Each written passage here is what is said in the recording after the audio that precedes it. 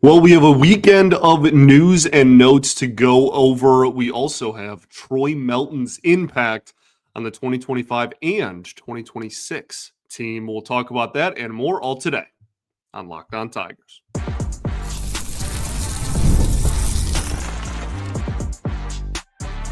You are Locked On Tigers, your daily Detroit Tigers podcast. Part of the Locked On Podcast Network, your team every day.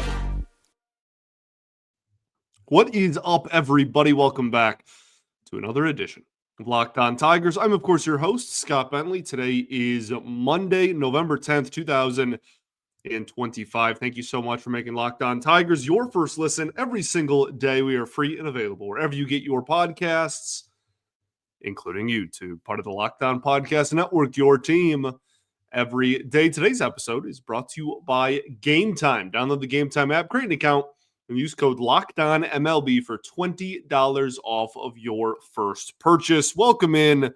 Welcome all, everyone. Hope you all had a fantastic weekend and have a fantastic Monday as well. Had some snow on Sunday in the metro Detroit, the greater metro area, and Detroit itself. So that was kind of fun, really throughout the whole state, actually. They got a lot up north. First snowfall of the season is always fun. Today we have a weekend of news and notes to go over. A lot of kind of classic off-season show, just a lot of smaller stuff that isn't on its own worth half an hour of discussion. But I think you pile them all together and you can get a show out of it. And then we'll talk a little bit about Troy Melton, get back to talking about our player reviews, player breakdowns, if you will. We'll talk about his 2025 and what 2026 could look like for him. So hopefully kind of a fun Monday show. I want to start off with an article that MLB.com put out at the start of the weekend. And essentially the website ranked every single roster in Major League Baseball, just in terms of how good it was. And the Detroit Tigers came in ranked 13th in baseball heading into the offseason. Now, some of that can be improved, or what's the opposite of improved? Or they can either rise or fall depending on, some of the decisions that are in front of them. Obviously, Gleyber Torres's qualifying offer decision may have small impact on that. But in general, the only thing that's going to substantially change that ranking, I'm assuming in the eyes of MLB.com, obviously I don't speak for the website or its writers, but I would imagine the only thing that really can change that is either A, a Skubal trade, or B, a large signing / trade, right? A huge impact player being added into this lineup. All the other decisions are great to slightly improve the roster, maybe every day. Something that Scott Harris has talked about before. However, I think that those two are probably the only things that can substantially change that ranking. I don't really disagree with the ranking either. 13th, I'd probably have them a little bit higher, but I don't think it's significantly off. Anywhere from, I'd probably have them in the 8 to 12 range, just somewhere around either the back end of the top 10 or, just outside of the top 10. I think they're better than, they're certainly in the top half of baseball. I think that that's safe to say. And 13th obviously is that. So I don't have a huge issue with it, but I probably would improve it by a couple of spots. The Royals were ahead of the Tigers. The Royals have, arguably the best player, inarguably the best position player between both teams, certainly in Bobby Witt Jr. But I don't know. I think the Tigers have deeper pitching. I think that the lineup top to bottom is also deeper, even if it maybe doesn't have the ceiling or doesn't have any player that reaches the ceiling that they obviously have at the top and middle of theirs. So I don't know. I maybe that's just division bias, though. In the same breath, like maybe that's just my disdain for the Royals. Not their fan base or their ballpark. Had a great time at Kauffman, and I've always had good interaction with Royals fans. But doesn't help me from not just despising the team on the field, especially when they play Detroit. So I just wanted to start with that. I thought it was an interesting exercise going into free agency signings and offseason trades and whatnot to kind of get a gauge for what the national media and what the national kind of opinion is on the Tigers talent wise. Around 13th in baseball. That puts you right around kind of the fringe playoff conversation, which is exactly where they finished. So the last wild card team this season after the collapse. Also, speaking of national media and the Detroit Tigers, the Silver Slugger Awards were announced this weekend, and Riley Green and Zach McKinstry take home Silver Slugger Awards. Riley Green, obviously, for outfield. Zach McKinstry wins the Silver Slugger for the utility position. It's really cool. It's cool. I don't, I'm not like doing a backflip. Like, it's cool. It's fun to celebrate. I think it's a nice reminder of the talent level and the production that Riley Green had, despite the frustrations that we had with him as a fan base, right? And the amount of strikeouts and whatnot. Like, he still was in the top 10 in all of baseball in RBI and had over 30 homers. Over 35 homers. So I think that it's a nice reminder of like, okay, even despite all of the strikeouts and the whiffs and how we look down the stretch and whatnot, this is still a guy that production-wise had one of the more productive seasons of any outfielder in baseball, and he's not even 25 years old yet. So that's just a nice change of perspective, I think, from just the tunnel vision of your own team. You kind of get to look at the level of production he has compared to the rest of baseball at among his peers at his same position. McKinstry is really, to me, nothing more than just like it's a cool story. It's awesome. I'm happy for him. It's the season that he will never forget, I'm sure, an all-star and a Silver Slugger. But the production certainly fell off a little bit in the second half, and I mean, I guess it's as a utility player, which is what I hope him to be going forward. I hope that he continues to just be a super utility guy. I don't need or want Zach McKinstry to play 162 games at the same position, but he pretty objectively has value in that utility role. Now, do I think he's going to have an OPS that is, in the high 700s and maybe even eclipse 800 like it did for a lot of this year ever again? Probably not. But still nice to get rewarded for a career year for Zach McKinstry. So tip of the cap to both of those guys. Let's move on to the Arizona Fall League, where Kevin McGonigal continues to make noise. We will do that right after this.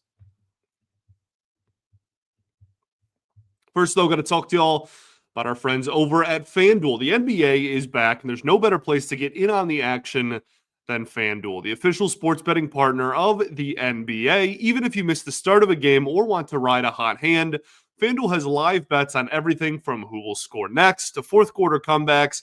Plus, you can even combine your live bets into a same-game parlay for a shot at a bigger payout. It keeps every game exciting, especially when your team is making a late push. So right now, FanDuel is giving new customers $300 in bonus bets when your first $5 bet wins. So head to FanDuel.com and sign up today and play your game with FanDuel, the official sports betting partner of the NBA. All right, everybody, welcome back here. Segment 2 of Locked On Tigers. Appreciate y'all for tuning in, as always, making us your first listen every single day. Shout out to the everydayers that do tune in every day. And thank you for making Locked On the #1 sports podcast network. Very, very cool to see that over the weekend as well. Today, we talk about just some news and notes from around the league, from the Tigers organization that happened over the last 3 days since we last spoke. I want to continue highlighting the Arizona Fall League and Kevin McGonigal, whose stats are Barry Bonds like. He is absolutely dominating the Arizona Fall League. At one point over the weekend, his AFL OPS was up to 1,300. And it's important to remember a few things. One is the AFL is not like, oh, you have to be at this level organizationally to participate. So there's a lot of, there's guys that are in rookie ball, high single A, and there's guys that are in triple A, right? Like, and everything in between, obviously. So it's important to remember level of competition is relatively inconsistent. Also, just where they play, Arizona, you have the Heat, you have depending on where specifically, like a little bit of the elevation factor. Like what I'm trying to say is it is a launching pad for offense, okay? And there are a lot of guys in the AFL that have ridiculous numbers, like McGonigal. Now his are kind of the cream of the crop, if you will, even with all of those factors put in play. But there are a lot of guys that will never sniff an 1,000 OPS at the major league level or even the minor league level that have 950, 1,050 OPSs over in the Arizona Fall League. So to me, this doesn't really change anything in terms of like my opinion of him, or like I didn't need him to dominate the AFL for me to understand and be excited about the fact that he's, maybe the best hitting prospect in all of baseball. Like I don't even think this really changes anything in terms of the odds of him making the opening day roster. All right. Like it's cool to look at. I'm glad I'd rather him hit well than not, obviously, but it doesn't like change my perception of him or his situation. I think it will be a conversation of like, is he ready to make the opening day roster when he gets to camp?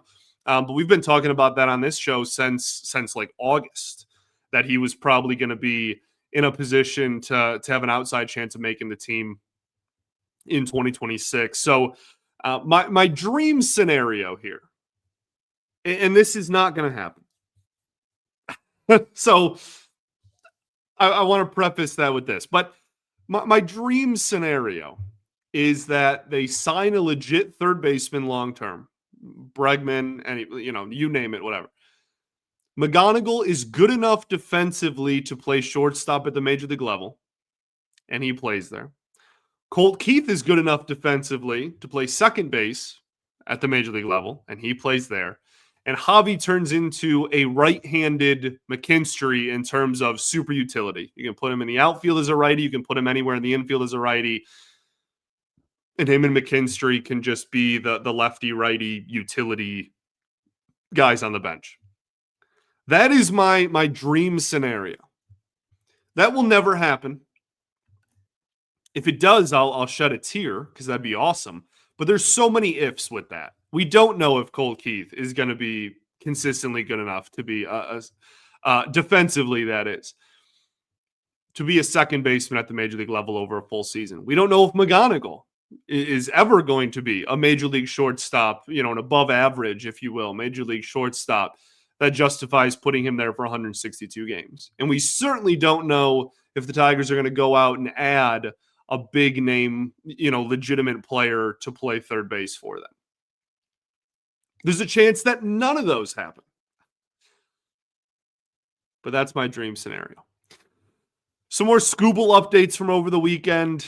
We might as well just have like an episodely Skubal update. I feel like, we spend at least 5 minutes pretty much every single show talking about him at this point. Jeff Passan went on ESPN and talked about how Tarik Skubal wants to stay in Detroit. And if the Tigers truly have no interest in coming even remotely close to the number that he is going to want, that they should trade him. And a couple of points that he brought up that I found interesting were, what kind of message does that send to the guys that are in the clubhouse already and that are going to be here in 2026? Right? Like, hey, if you're too good and play yourself into being, one of the highest paid players in baseball, you're going to get traded. We're not going to build around you. I think the point that, and I've seen a few people bring this up, over the last year of Skubal conversations already. So this is certainly not my brainchild, but in Scott Harris's introductory press conference, one of the biggest points he brought up was developing and retaining young talent. You have to now prove that.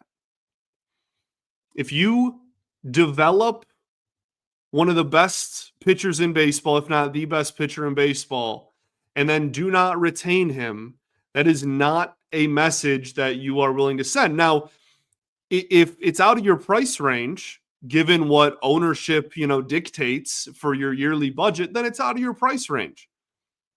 And you got to deal with the cards you're dealt.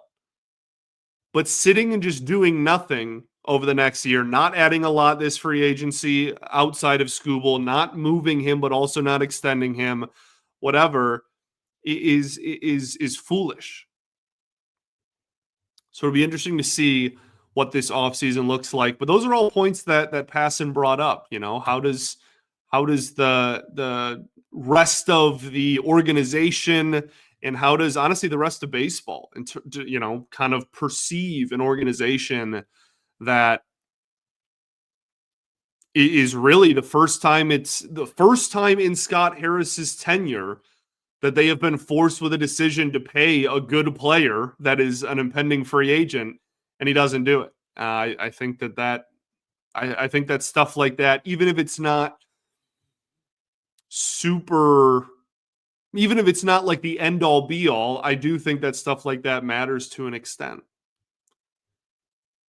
Now, in the same breath, maybe all of the national pundits are just in the pockets of the agents as well. And that's exactly what Scott Boras wants everyone to hear to put more pressure on the organization. So we'll see. But both sides are going to play the game over the next 12 months for sure. We'll see who wins and who comes out on top.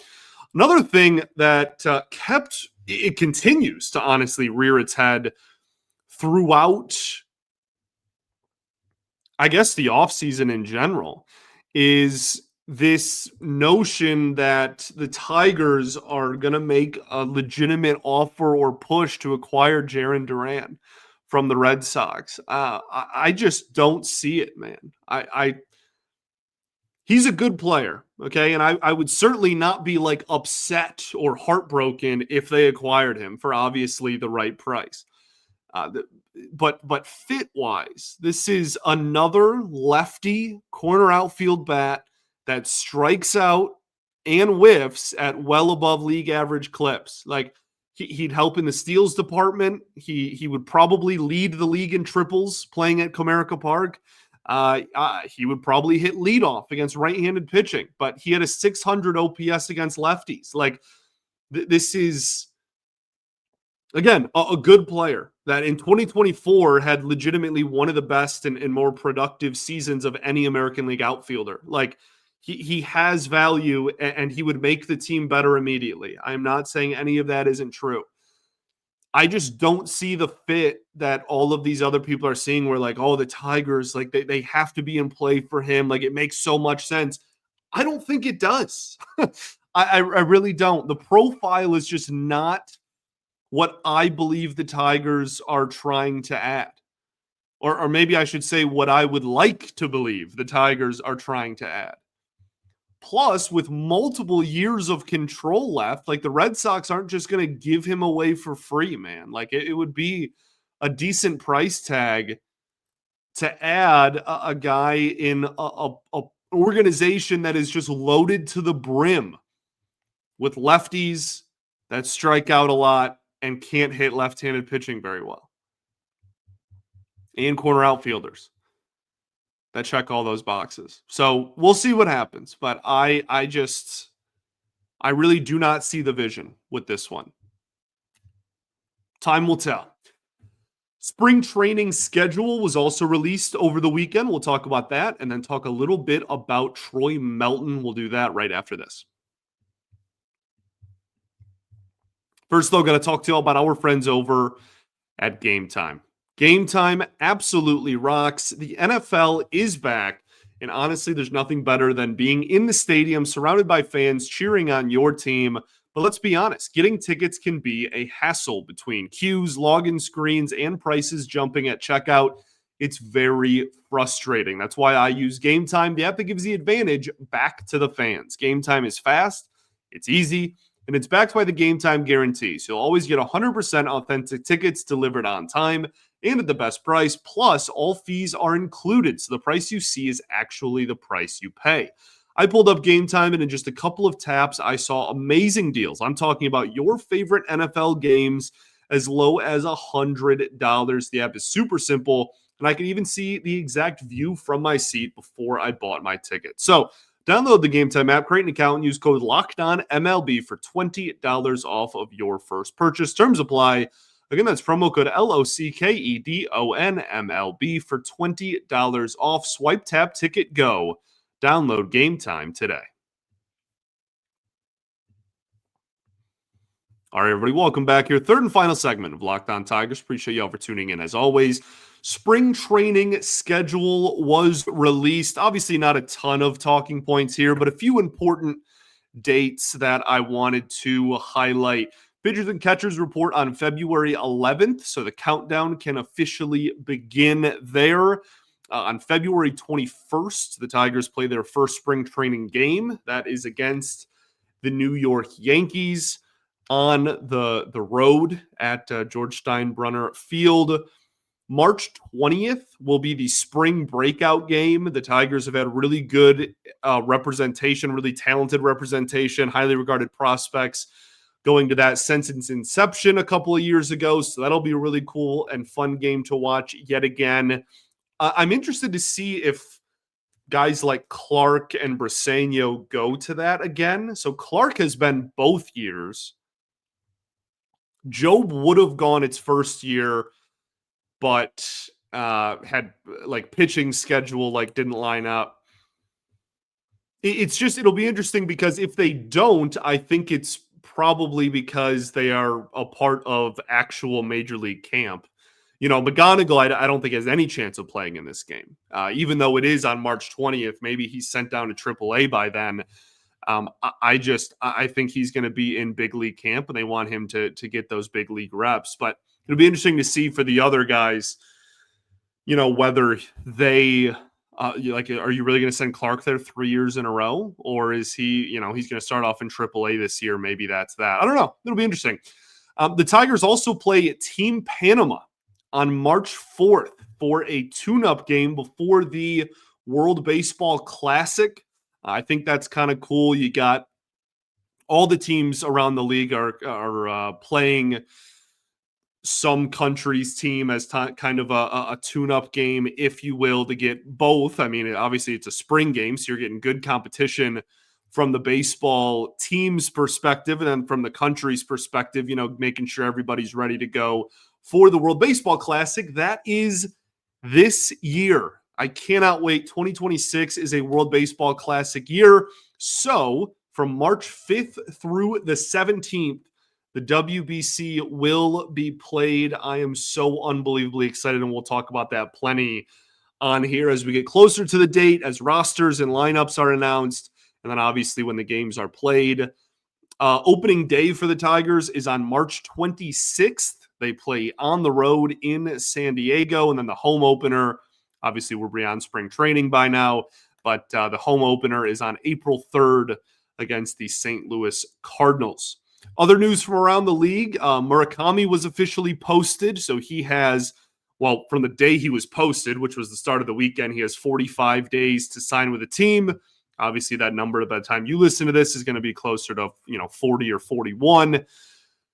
The other big news out of baseball on Sunday is that Emmanuel Clase and Luis Ortiz, it's not looking great for either of those gentlemen who are a part of the Cleveland Guardians organization. If they are found guilty on all charges, they would face up to 65 years in prison. Crazy scenario. Apparently, Class A, facilitated and kind of let Ortiz in on this, and they carried out and were bribed tens of thousands of dollars for like, hey, this pitch, throw it out of the strike zone type of thing. And Ortiz, at the time of this recording, Ortiz has been arrested on Sunday morning. Class A, again, at the time of this recording, has not been yet, but we'll see how that develops throughout the rest of the day here and into Monday. The MLB's investigation is still going on, so we don't have like a, hey, they've been banned for life or whatever, but a wild scenario is unfolding there, and there is a real chance that, Ortiz was having a good year, and Class A, last year legitimately put up one of the best seasons by a reliever in my lifetime. There's a chance that neither of them play baseball ever again, and that is absolutely wild. Want to end with some Troy Melton mania. Not a ton to break down here. We got a little bit over 40 innings, 45 innings of a sample size to talk about. As a starting pitcher, he started 4 games, had a 3.05 ERA and a 0.919 whip. As a reliever, he appeared in 12 games, had a 2.52 ERA and a whip of 1.08. I cannot wait for him to be just a full-time starting pitcher in 2026. There is so much to love about Troy Melton's game. The stuff is absolutely electric. The fastball sits about 97 with a really good slider and splitter to pair with that as well. The numbers against his fastball are really good, like the batting average against and slug against, whatever, really good. And he gets a lot of swing and miss on it, which is a great sign. You've heard me for years talk about, Reese Olson and the lack of swing and miss on his fastball. We've talked about it with like Matt Manning back in the day. There are Alex Faedo. Like there are so many young Tigers pitchers who have come through the organization and not been able to consistently get swing and miss on the fastball. And immediately that pitch has a whiff rate around 30%, which is a fantastic sign. And that's, again, as a rookie, there's a chance that even improves with time. If you have a solid strike rate and obviously swing and miss rate on your fastball, everything else in your repertoire can play off that and improve. And like the slider whiff rate had solid numbers. The sinker was effective against right-handed hitting.